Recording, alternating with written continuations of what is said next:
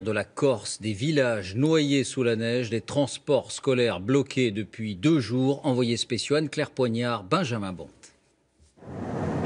Sur cette route enneigée, impossible de progresser sans être accompagné. Nous suivons ce convoi, des équipes de la voirie en route vers des villages isolés.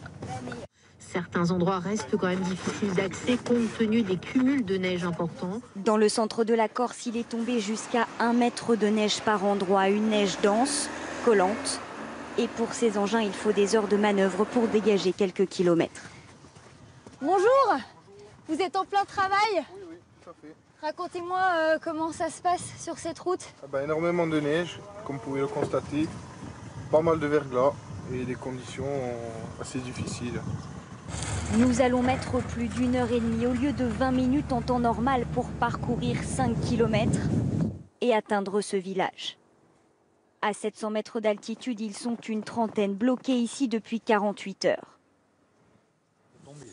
Pour les pompiers, la priorité c'est de s'assurer que les plus âgés vont bien. Ils se rendent chez un homme de 90 ans. Qui habite ici, messieurs? C'est le doyen du village. Bonjour. Salut, buonasera. Alors c'est les pompiers. C'est les pompiers. Savoir si vous avez besoin d'un truc particulier, une urgence ou non. On vient voir si tout va bien. Vous avez de quoi vous restaurer, vous avez du pain, vous avez de quoi manger, vous avez des réserves? Du pain, on a eu de pain hier, le monsieur nous l'a porté. Pendant 2 jours dans ce village, les habitants ont dû vivre sans électricité. Je viens vers vous. Bonjour. Bonjour. Vous allez bien? Oui, ça va. Comment vous avez fait hier soir? Vous étiez à la bougie?